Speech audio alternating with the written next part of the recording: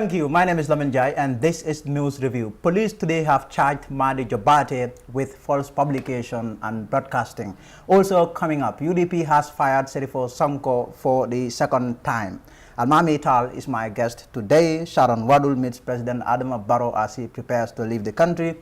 Abubakar Tambedu's resignation as Attorney General and Minister of Justice takes effect today. Gambians have been sharing their thoughts on the man there. First Lady Madam Fatoumata Barrow today launched the State of the World Population Report 2020 and the National Gender-Based Violence GBV helpline 1313. These and more coming up. But before all of this, we'll quickly go through the papers and see what they are saying. I have the Standard. I also have their point. Yes, we'll see what the Standard is saying. Their lead is saying activist tells Gambian gays to come out of the closet. Also 34 arrested for shipping hazardous waste to Gambia. Orders Banjul ferries to halt operations for 1 month. So according to the Standard there, a human rights activist has called on the members of the lesbian, gay, bisexual, transgender and queer LGBTQ plus community in the Gambia to come out of the closet. Speaking in a Standard exclusive, Ibu Sohna said gay people in the country should be assertive and live their lives normally as all heterosexuals do and shouldn't keep suffering trying to hide their identity and nature. He said while the National Human Rights Commission is reported to have recommended for the rights of LGBT persons in the Gambia to be respected, it is one thing to make such a good recommendation, but another to lead the fight and advocacy of the rights of this minority community in the country. Also, according to the Standard, the Banjul Bara ferry services will halt operations for at least 1 month effective August to allow for the construction of 2 ferry ramps. According to Gambia Ports Authority officials, the construction of the ferry landers will cost about 700,000 euros there. 34 arrested for shipping hazardous waste to Gambia. Others, Seprona, the Nature Protection Service of the Spanish police of Tenerife in the Canary Islands has arrested 34 people suspected of illegally exporting hazardous waste to the Gambia and another African countries. According to the Euro Weekly newspaper edition of 29th June, the criminal syndicate is fronted by an Italian woman who allegedly forged documents stating that the goods were second-hand but in working order. Also on the Standard, Gambia confirms 2 new COVID-19 cases. The Gambia has registered 4 coronavirus cases in the last 5 days alone, following the confirmation of 2 new cases yesterday. The 2 cases take the country's total to 47 with 19 active cases and 2 deaths since the first case in March. Yes, let's see what the point is saying. High Court fines government $500,000, that's $500,000. Ismail Andong faces 16 criminal charges. Witness says Silant Koro was killed in his car. NCAC to facelift Mungo Park's Memorial Park. Gambia confirms 2 more COVID-19 fresh cases. According to the point, the High Court in Banjul on Monday fined the Gambia government the sum of $500,000 to the plaintiff Global Home of Medical Mission, Global Home there. The government had been sued in relation to the land occupied by the police anti-crime unit of situated in Bijilo. The Minister of Lands and Regional Government, Director for Lands and Service, and the Attorney General were the respondents in the case. The Global Home prayed the court to declare that the notice of accusation and revocation of their lease with serial number K1207 in respect to their property in Bijilo, which is currently occupied by the anti-crime unit of the Gambia Police Force, was null and void. Combo East Youth condemned NYSS boss's dismissal, asked for his immediate reinstatement. Kuloro, the Combo Youth and Children Development Alliance expressed their utter dismay and condemnation of the unlawful dismissal of Mr. Lamin Dabo from his position as Executive Director of the National Youth Council of the Gambia. Mr. Dabo is an exemplary figure in the youth sector who prepares and inspires Gambian youth and remains a role model within their families and communities. We consider this termination as illegal and a blatant disregard to the dictates of the National Youth Council Act 2000 rather. Ismail Andong faces 16 criminal charges. Ismail Andong, an alleged serial rapist and robber, now faces 16 criminal counts after state prosecutors pressed fresh charges from 8 216. He's accused of raping several women. He's also charged with robbery and robbery with violence. Prosecutors accused him of being the taxi driver who allegedly raped and robbed women at night when he takes them for a round trip, or town trip rather, in the greater Banjul area. Yes, pretty much that's all for the newspapers. We'll be right back.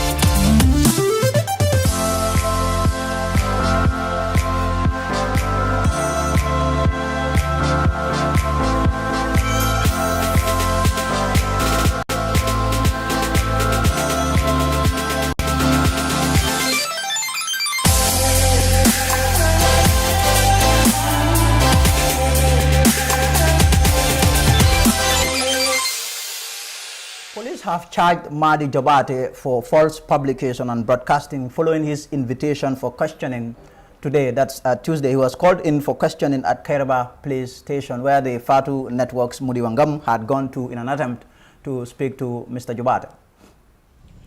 Prominent human rights activist Mahdi Jabate has been invited by the police for questioning 3 days after the Black Lives Matter protests in the Gambia, where activists called for an end to racism and injustice towards blacks in America.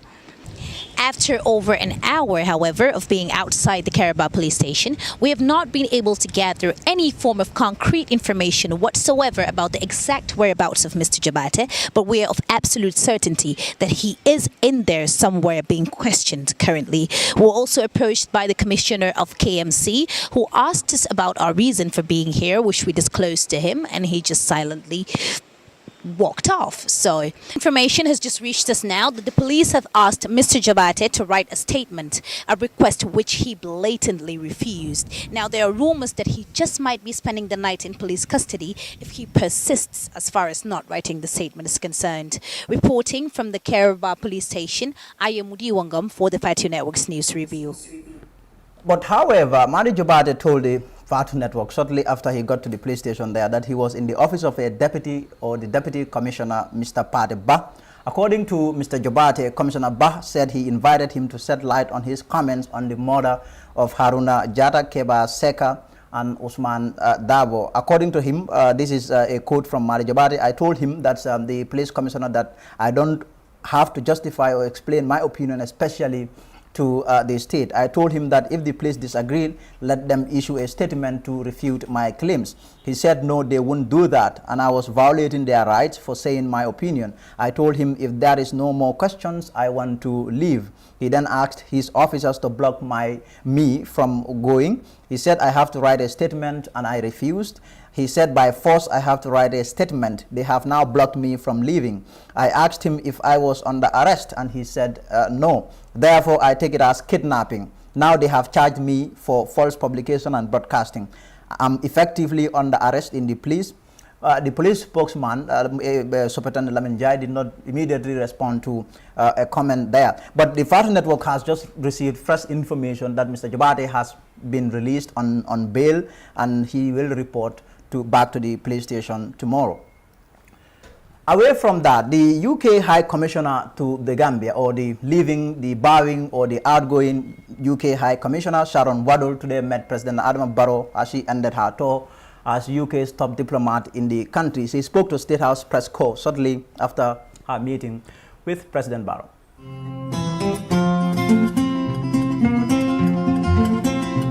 Today is obviously a sad moment for me. My departure from the Gambia at the end of my 3-year tour of duty was expected, but I didn't expect it to come around quite so quickly, and for it to be happening at a time when the country and indeed the globe is facing the unprecedented challenge of COVID-19. Sadly for me, that has meant I've not had the opportunity to say thank you and goodbye in person to my many, many Gambian friends from government and civil society and the wider population. So I had the good fortune to arrive in the Gambia in 2017, and I have always described myself as New Gambia. I feel as though I have very much been on the journey, as I've just described to His Excellency President Adama Barrow. I think we have seen and been through a lot over the past 3 years. Of course, many challenges remain, but I am optimistic about the future, and when I reflect on all the things that have been achieved in the past few years, including those on which we have engaged bilaterally, so areas like working with the National Assembly, the Ministry of Justice, the Judiciary, Environment, and many other areas of bilateral support. I genuinely feel that the foundations are being laid for a more prosperous, more secure future for the Gambia. The journey's not yet done, the transition journey's not yet done, and whilst we recognise that at the moment we're all grappling with the immediate challenges of COVID-19, I think the next 12 to 18 months are also going to be crucial for the Gambia, and we will continue to be unflinching in our support for that transition journey. My message to Gambians as a whole, I have been absolutely privileged to meet so many people, both in person and through, for example, social media. I think that the Gambia took a decision in December 26, and we all know the hashtag the Gambia has decided. Now is the time to really focus on the future. COVID-19 may be presenting us with immediate challenges, but you will hear lots of people talking about building back better.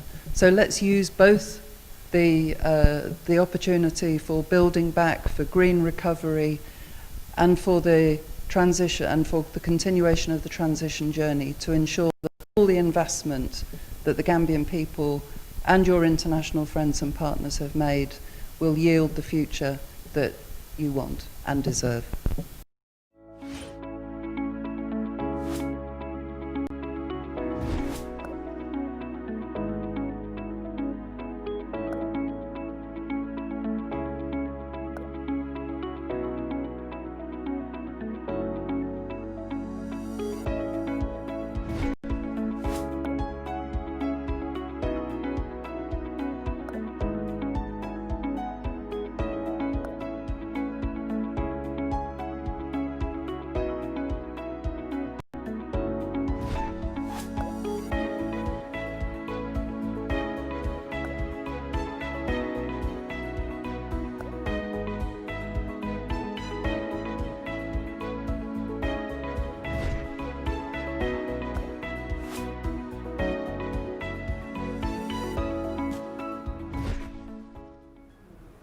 Now, Abubakar Tambedu's resignation as the Attorney General and Minister of Justice took effect officially today. His exit from the role, which he says is based on or due to personal reasons there, has divided opinion, but not just that, it has also set tongues wagging. Fatou Camara has been finding out what Gambians, have to say about the country's former Attorney General. Hello viewers, welcome. This is the Fatou Network. Now, there's been too much discuss following the resignation of former Justice Minister Batambedu. Meanwhile, the Fatou Network is out today to talk to Gambian citizens and see what they have to say about the former Justice Minister's resignation. Follow us. I think Batambedu, has scored very high. If I may rate him, I wouldn't mind to rate him 9 over 10. I have seen, the time, Batambedu came on, that is just, after the end of the former, dictatorial government. He come up, from nowhere because many Gambians did not know him, and then he come up and took one of the biggest position, in Barrow administration, and we cannot be, short-sighted, on the tendency and the order of the days, and then moving away from that, coming to another level. You need somebody who is definitely witty, and I think Ba has demonstrated his wittiness to the Gambian people. If you look at, some of the things, he has done, this is what that have been done in other countries that are moving away from dictatorship to democratic, governance. And then today, he has, proudly, he has established, the Truth, Reconciliations and Reparations Commission. He has created and established the Constitutional Review Commission, the security sector or reform, which was very, very crucial. We all know it was with the office of the Vice President. We went to an extent it could not go. Even the European Union threatened to lessen their support for that program. But immediately it comes back to the Justice Ministry. BA is able to carry on with the process. We have seen them. They have just completed, the national, consultations, meeting with various security chiefs, knowing their problems. The documents also are already there. The security, sector, policy documents are already there. The National Security Council, documents have already been done. So the TRRC, which is one of the biggest achievements, if I may say, on the part of BA, the TRRC, there are a lot of, astonishing revelations, horrendous crimes that were, covered here. Nobody knew about some of these things. Nobody knew about, how Jammeh, and his, small, group of cartels, were able, to subjugate the Gambians and meted all sort of, hardship on them. Torture, imprisonment, death, among others. We have heard the testimonies. Nobody knew about it. Nobody talked about it. That was the environment. Look at the media. Just yesterday, the media bill was, under review at the National Assembly. We have seen, the environment. It's a totally different environment from during the time of Jammeh, when, every, 1 month or 2 months you must hear one journalist, is gone for exile. One has been arrested, prosecution, even killing. Dera Haidara was blatantly, killed in this country. And it is the commission that was established by BA, that resulted, to the uncovering of some of these heinous crimes that were committed here. You look at the Jammeh Commission. Gambians are able to know, the source of Jammeh's income. We all know, we have been speculating, everybody was wondering where Jammeh was making his wealth. Is it national wealth? Is it his own wealth? But today, every Gambian knew that he was looting from the coffers.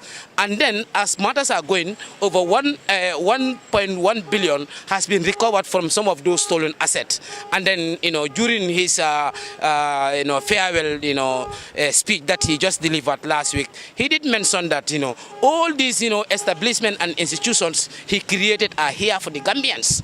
So now the onus lies on the people who are going to take it from there. Nobody in a governance, in a democratic government, no single person can complete a job. For me, definitely it's what many were expecting, due to the fact that, especially when the M.A. Karafi appealed their case at the appeal court, and the court definitely gave a ruling that they did not have the mandate to sell the properties of the former president and his associates. That definitely was, I can say, giving somebody to suck a lollipop, then after that you hit them with the same stick. So I definitely felt the pressure on him, and things that already transpired, it's damage beyond repair. So I foresee that he will definitely excuse himself. So you are basically saying that it's actually because of the damage he caused that's pushed him to resign? Not quite exactly, because what we're getting from the social media is he has another appointment. I wouldn't take that 100%, because when they came in afresh, they talked about accountability, democracy, rule of law, transparency, probity, and the list goes on. And that is yet to be achieved. From his own statement during his press conference, he's saying it could take a century to definitely build the democracy we're yearning for, which I quite disagree, but it is his opinion. So I feel he should have stayed, clear his name and what they have started, to push beyond that. As a Gambian and nationalist, you should prioritize serving your nation than to work overseas. That is my take on it. So I believe it is part of it, but like I said, the mess created would definitely take time to clear. Well, I think his resignation, even though a lot of us wanted to see him continue the great job that he started, but I think he has already built a very solid foundation and initiated quite a number of programs geared towards a transition to democracy. And so we wanted to have him more, but then now he's still, wherever he's going, he's Gambian, and I think he's going to represent Gambia wherever he is. And I think that's a good, and that's a plus for us, even to have him at that, high level within the UN system. Well, it is the only option that we have. We have to keep that record, because these are works that have started.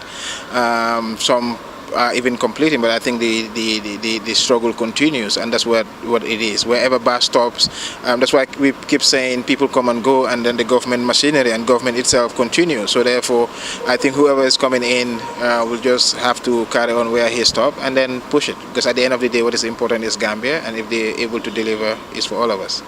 The resignation is not a shock to me, because I believe as legal luminaries and those that deals with the law, there's what we call dignity and integrity. So when your integrity and your dignity started having some stains, you need to take a decision that will actually cover that up, or that will make it not to happen at all. The reason why he resigned is best known to him. And I believe somebody in that category would not want to take a decision which is personal, but a decision for the best interest of us all. We can see Mr. Tamberu's decision so far and steps that he has taken. For instance, he has put the Gambia in the limelight now. You can imagine Gambia actually sued Myanmar for provisional measures against the people that have actually faced genocide intentions by the government. So some of these things could be seen as that Mr. Tamberu actually has the best interest of the general public, the Gambia, and it's a sign of patriotism. I differ in their argument. Because that is his job. Everybody in the government is like a whole vehicle.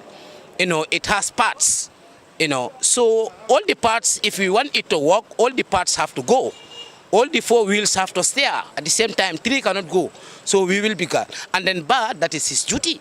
And this, we all know we are in a transition. Even before this government comes, they say they are coming for reforms. And then when he comes, these are the reforms that are going on. And what the reforms need, this is practically what he is doing. If you look at other countries that pass through what we are passing, a lot of countries pass through dictatorship and transgress, to, democracy. They have to establish these things. This, obviously, not everybody will be satisfied. This is it. That is natural law. Not everybody will be satisfied. Of course, the former, president supporters have the right, to say whatever they have to do. But whether, he has been doing it in accordance with the law, that is the most important thing. And whereas he always come out and rectify that, just, recently, when others were given to sell, and then when they realize their mistake, they have to come. This is a transition, it's a learning process, and we have to learn, and we must accept to learn and move forward. And exactly this is, to me, this is what he has been doing. While some are of the opinion that our former Justice Minister Batambedu did not do well as it was expected of him in his position as Justice Minister, some are of the opinion that Ba actually did a great job if you look at the justice system of the Gambia today compared to that of the former regime. Fatou Kamara reporting for the Fatou Network News Review. Diverse opinions there, really. Now, First Lady Fatoumata Barbaro has launched the State of the World Population Report 2020 and the National Gender-Based Violence Helpline 1313. It came at an event organized by UNFPA at Paradise Suites Hotel. Jaka Sise Jaite reports. The Ministry of Women, Children and Social Welfare, in partnership with the UNFPA, today presents the State of the World Population Report and also launched the National Gender-Based Violence Helpline. The State of the World is UNFPA's flagship report, which seeks to the current position of global efforts on population issues, especially the needs, issues, and current conditions of the youths, girls, and women globally. Today, the 30th of June, 2020, is a very important day for UNFPA globally as we launch our annual flagship State of the World Population Report. The State of the World Population Report showcases normally population trends, as well as highlight factors affecting the well-being of the world's population, especially women, children, and young people. It called for action to address the challenges facing this population. This year, the theme of the State of the World Population Report is Against My Will, defying the practice that harm women and girls and undermine equality. The theme for this year's report, Against My Will, defying the practices that harm women and girls and undermine equality, focus on the three most prevalent harmful practices: female genital mutilation, child marriage, and extreme bias against daughters in favor of sons. The system in the Gambia developed specific and practical guidelines to assist the country in addressing the very real challenges facing the most vulnerable and marginalized people in society. This complements the government's national structure and ensures synergy with the context of the challenges identified and emanating from the impact of the COVID-19. Today's launch of the helpline geared towards mitigating the risks and addressing the issues of gender-based violence in the Gambia in an integral part of the MPTF project and cannot come at a better time in the Gambia as we witness rising cases of COVID-19 in these months. Integrated gender-based violence, case management, and psychosocial support systems to prevent and respond to GBV during COVID-19 will enhance capacity, access to hotline services, to provide psychosocial first aid services to women, girls, boys, men, persons with disabilities, and the elderly, to get relief from the shock, stress, and fear from immediate effects of COVID-19 and GBV causes. The hotline, which will be implemented by Paradise Foundation, will serve as a professional counsel unit and provide psychosocial support to victims of GBV. In the Gambia, the government of His Excellency President Adama Barrow and my ministry are working tirelessly to ensure the eradication of harmful practices that hold our women and girls back and impede their growth and development. The enactment of legislation prohibiting child marriage and FGM and other forms of GBV are highest in our priorities, and today we launched the National GBV Helpline, a solid tool that will help the government and its stakeholders in its efforts to combat gender-based violence and support survivors. The event was launched by the First Lady Fatuba Barrow, who expressed the continued support of her office in the fight against GBV. I wish to thank all women and girls who have sometimes defied their cultural norms to campaign against harmful traditional practices. We all have to muster the courage to stand for the welfare of women and girls in this country. Continue to stand for what is right. With time, we will win. I wish to assure you all that the Office of the First Lady will provide all the support necessary for the realization of this great initiative and other GBV programs in the country. On that note, I declare the National Gender-Based Violence Helpline and 2020 State of Population Report officially launched. I thank you all. The fight against gender-based violence and gender discrimination still continues globally, especially during the coronavirus pandemic. The helpline has now been launched, which will serve as a professional counseling unit and also provide psychosocial support to victims of GBV. The hotline to call is 1313. Reporting for the Fatu Network News Review, I am Jaka Sisiyete.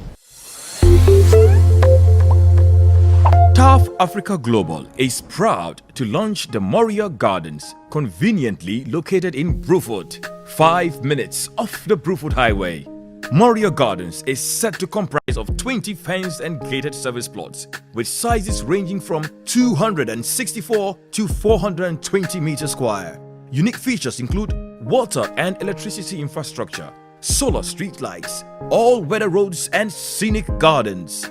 We offer a 10-year mortgage plan with a 25% equity down payment in partnership with GT Bank, Trust Bank and EcoBank. For more information, please contact 376-2333 or 776-2333 or visit our offices at Madiba Mall at Taft Bruford Gardens, opposite 5-Star Hotel.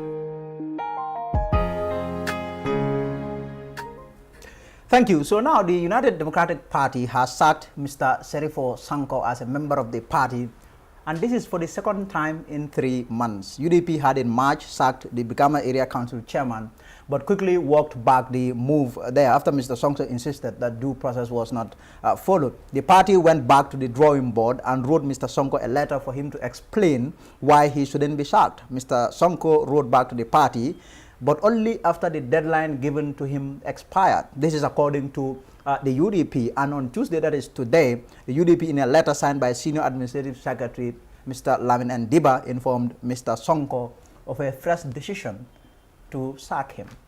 I am joined by the party spokesman, Mr. Almami Tal. We will talk about this. Mr. Tal, thank you very much for coming. Thank you for having me. This war between your party and Serifo Sanko, this is the second time you are sacking him. You sacked him for the first time. That one failed, it boomerang. What is really going on between your party and Mr. Serifo Sanko? I would like to just clarify. There is no war going on, and he was not sacked. The party is a voluntary organization. It's a private organization. You go there based on values, based on principles, to become a member. And you also get benefits being elected to offices.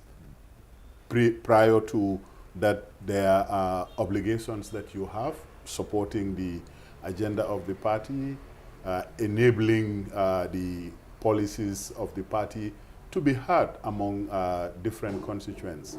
So really, there is no sacking, there is no war. What has happened is that UDP in the past have determined from petition submitted by members of the party against Mr. Sanko that since his election, their own observation and assessment is that he is no longer serving the best interests of the party. And I would like for the listeners also to understand that within the constitution of the party, the Secretary General of the party is empowered to exercise disciplinary actions, including expulsion. The Executive Committee has a similar power. The Central Committee has a similar power.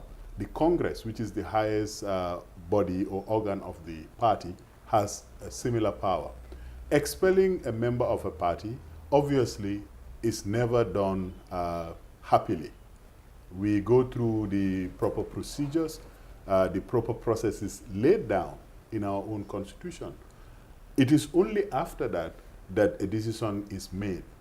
In the case of Mr. Sanko, the initial expulsion was done by the Executive Committee. At the same time, within the party itself, some members of the Central Committee insisted that to give it more gravitas, let it be a decision of the Central Committee, which has a membership of at least 114, compared to the executive, which is about 33 in terms of elected officials. It was in that internal democratic spirit that the party agreed to go using the route of the Central Committee. That is why a letter was written to him of the party's own volition. It's not because Mr. Sanko was querying any due process. It was the party's own volition that led to rescinding the initial letter.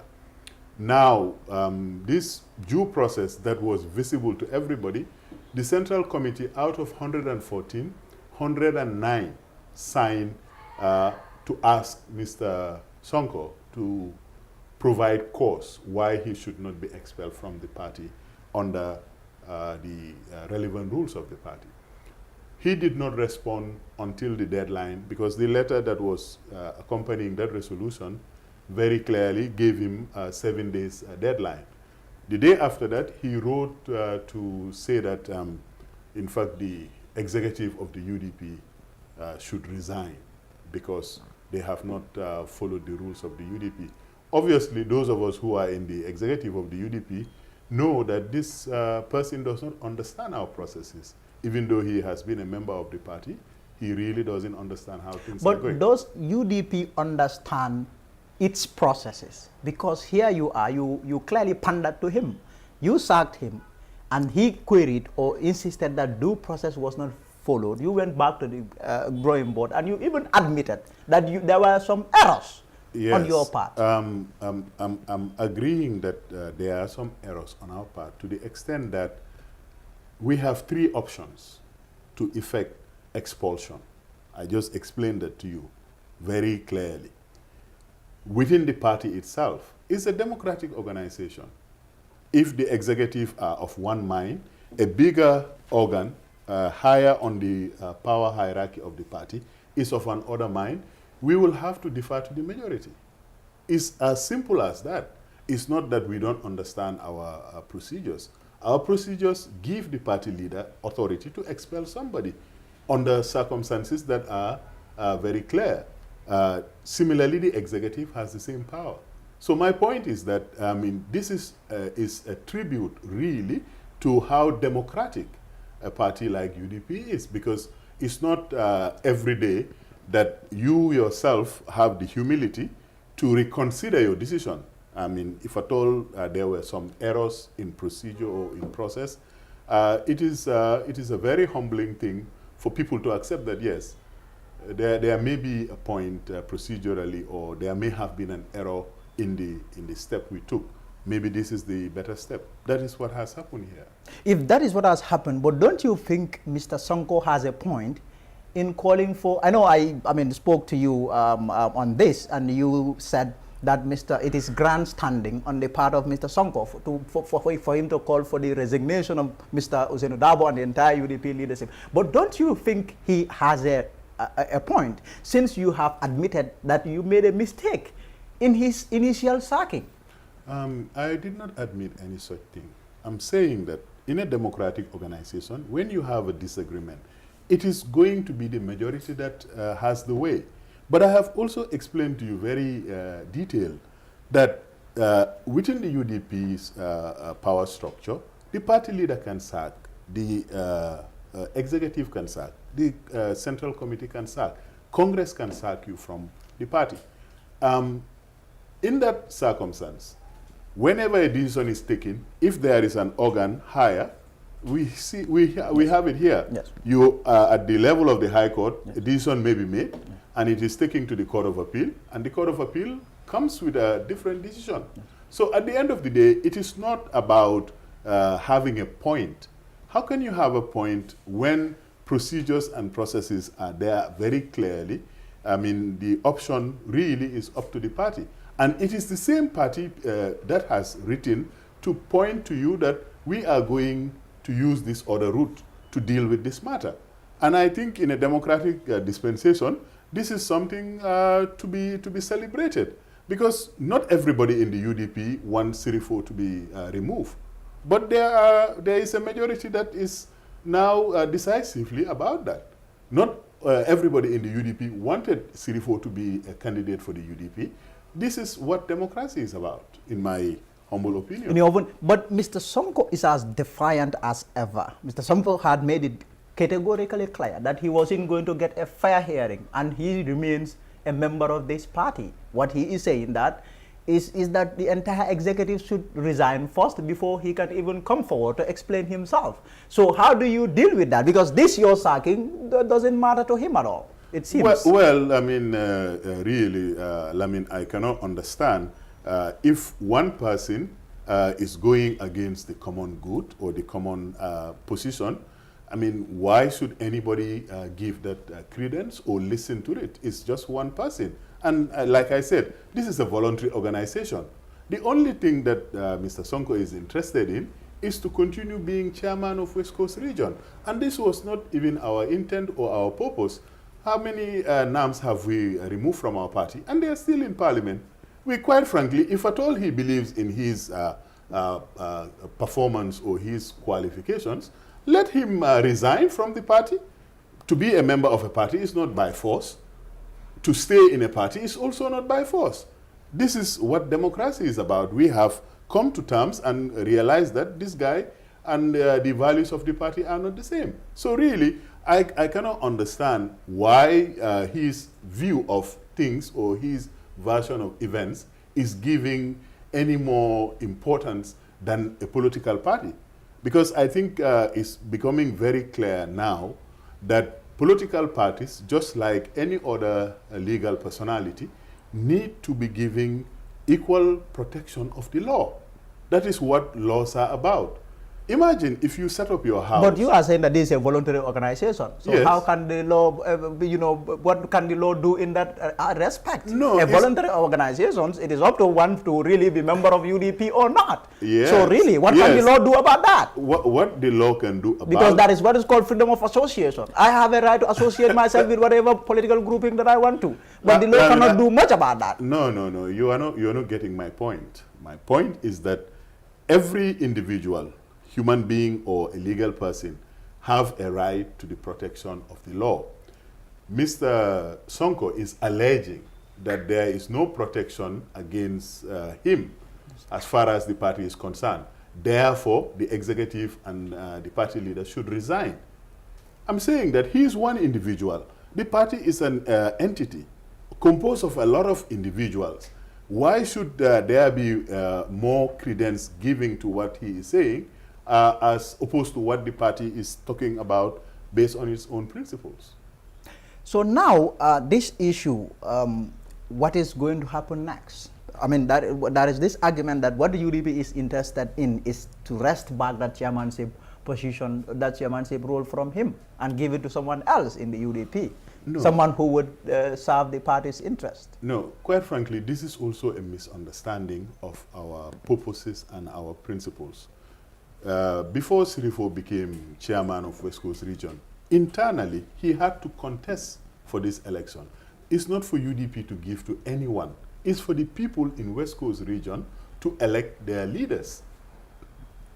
It's those same people who petition Mr. Sonko. So this is not between Mr. Sonko and UDP. This is between the people of West Coast Region, where he has been elected to represent them, who made their concerns known to the political party that sponsored him and put him on a platform.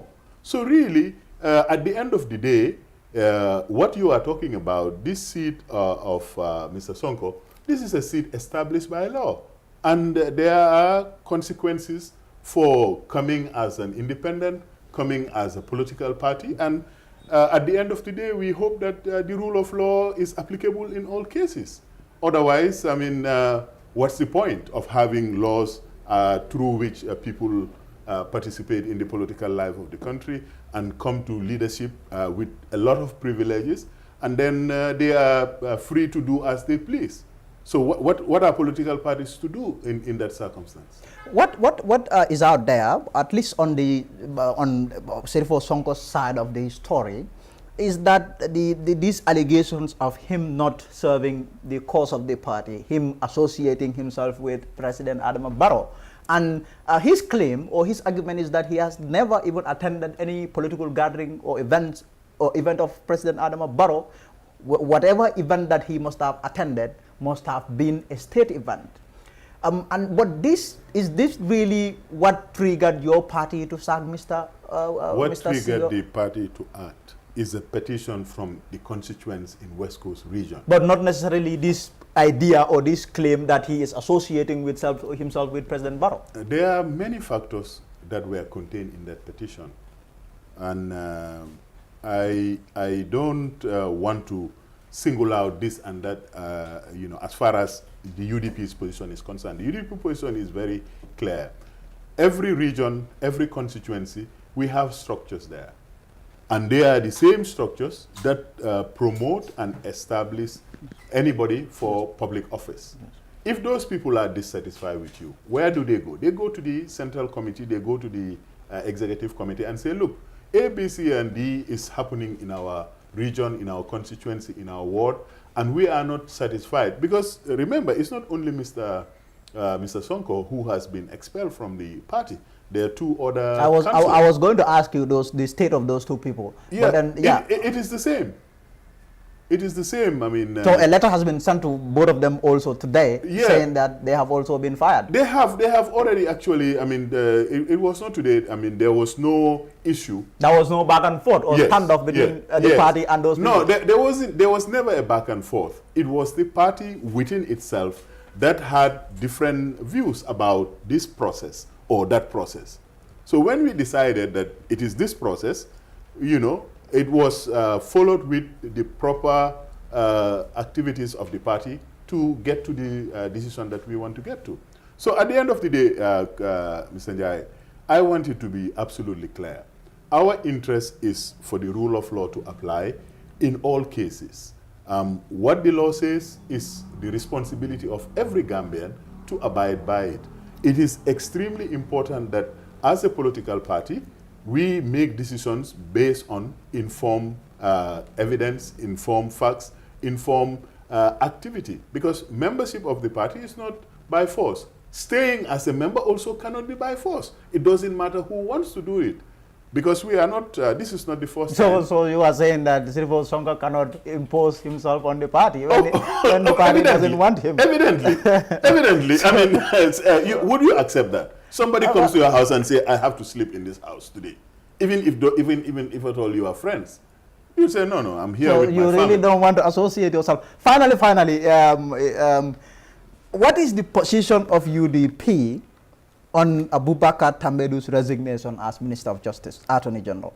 I heard the party leader himself said that he believes, and his opinion is, that Mr. Abubakar Tambedu has been a very good Attorney General for the Gambia. And this is the same position of the party. Of course, members of the party cannot be a monolithic voice. People have different views about it. Some are concerned that it may affect the transitional process. Some are concerned that Mr. Tambedu might have been constrained or frustrated in the way he was executing his function. But personally, I am a very close friend of Mr. Tambedu. We grew up together in the Aegis Chambers. So my comments about him are going to be seen like that. But all these years that I have known him, more than 2 decades now, alongside Mr. Emmanuel Diouf, we have been fighting the good fight. I have known him to be a person of integrity and extreme ability. And his experience is there for everybody to see. I mean, these 3.5 years is like a throwback to the First Republic, when the name of the country was 10 times bigger than the size of the country in terms of the rule of law, in terms of good governance. So really, it's a very sad day for the Gambia to have lost such a great public servant. But we believe that the new assignment and the new activities he is going to do, he will never ever forget Gambia. And his contributions, like I said, everybody sees it. He was very instrumental in trying to bring Jammeh to justice through the Jammeh Commission 1. Of course, the TRRC, the CRC process, security sector reform. I mean, obviously, there are things that could have been done better.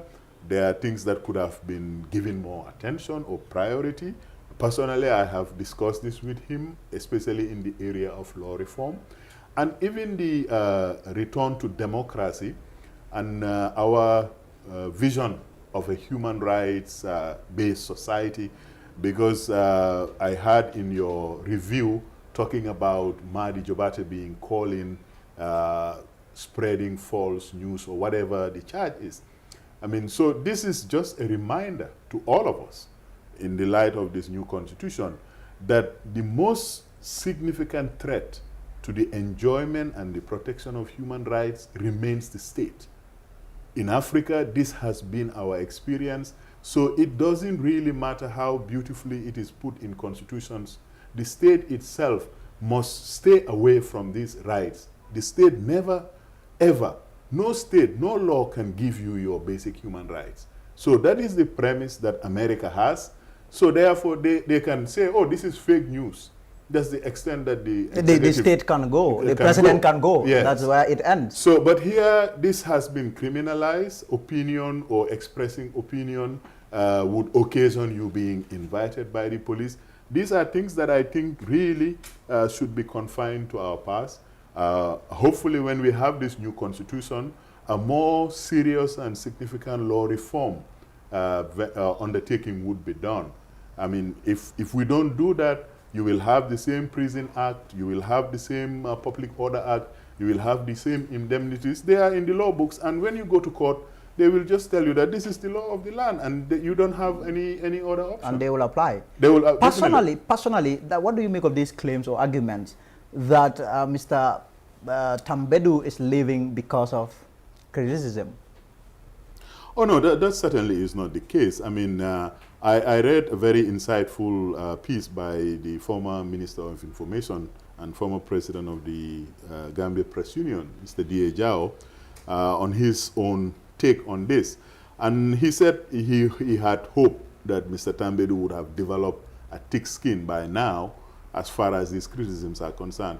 But I mean, I have known Barb for a very long time, and I believe that the Attorney General takes criticism as it is offered, and he can also throw punches. I mean, I think if you are in public life, criticisms are inevitable, and it doesn't mean that those who are criticizing you are right. It's just that they are entitled to their criticism of you. But like I said, I mean, he has played football in this country to a very high level. He has defended human rights in the dark days of the Jammeh regime. So this is a Gambian who genuinely served his country, genuinely loved his country. And I mean, who is above criticism? Everybody. You can criticize Lamin Jai, they can criticize Alma Of course, certainly. So it is not, it's not that the critics don't matter. They do. They help you hopefully do your job better. But I don't think, I mean, there is any nefarious motive for his leaving. For all I know, and I have chat with him and others, and it's very clear that he has a very globally important assignment. This, I think, will add to the ballast of the Gambia, the gravitas of Gambian professionals to be up there. You know, Mrs. Fatou Bensouda is about to get off the stage. I mean, they are like golden children of the Gambia. These are people who give our country a really good name. At least APRC people want to conduct a citizen's arrest on him. They don't want him to leave the country. They said he's fleeing, he's trying to escape jurisdiction, and they clearly don't want that. Yeah, well, clearly that is nonsense. Everyone knows that. I mean, APRC, if they want to be taken seriously by Gambians, they should look at what is coming out of the TRRC, because we are all Gambians. And what has happened in the Gambia under Jammeh, under the APRC, because elections happen, and every election people voted for them, and now they have the chutzpah to say that someone like Batambedu should be subject to citizens' arrest. Well, President Jammeh should try and come back to Gambia, and we'll see whether he will not be subject to. Mr. Tal, is it by force for APRC to accept whatever that is coming from the TRRC? It is a matter of must that they should accept it. No, because clearly, I mean, they don't. Many of them don't really, I mean, listen to what is coming from the TRRC. Yeah, I mean, and who is surprised by that? Nobody is surprised by that, because if your dirty linen is taken out and shown to people, you can say it's not their business. But the dirty linen is there. I think the vast majority of Gambians have come to rely on the testimonies that people, after suffering untold harm and difficulties, come out and confess and explain. And, you know, every day you listen to people, whether from the institutions or from the civil society, everybody has a horror story to tell you. So if APRC wants to be taken seriously, they must dissociate from Yahya Jammeh. Are you suggesting that they should sack him from the party?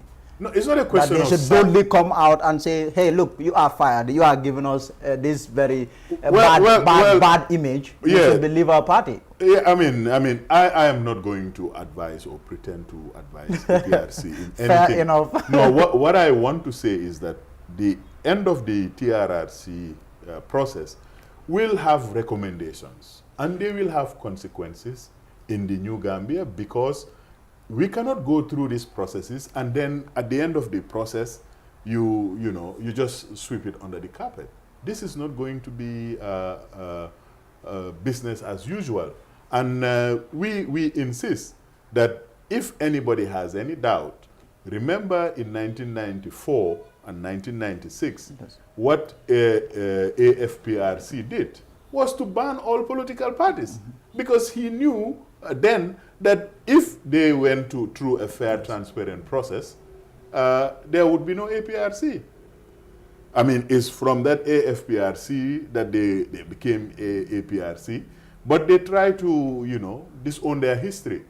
What I want Gambians to remember, this is not only Almamital or Batambedu or Laminjai. This is the whole nation that have been victimized by Yahya Jammeh. This is the fact of history.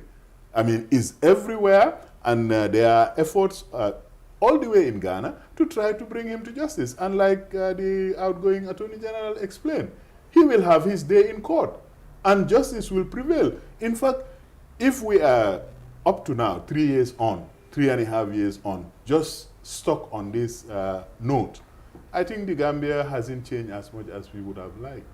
Mr. Almami Tal, thank you very much for coming. Appreciate it. Thank you. Thank you. That's Almami Tal, the spokesman of the United Democratic Party there. Away from all of that, yeast infection is a fungal infection common among women. I'm not sure I have that report ready. So we'll leave it at that. That will be it for today's news review. Thank you. We'll be back tomorrow. Goodbye.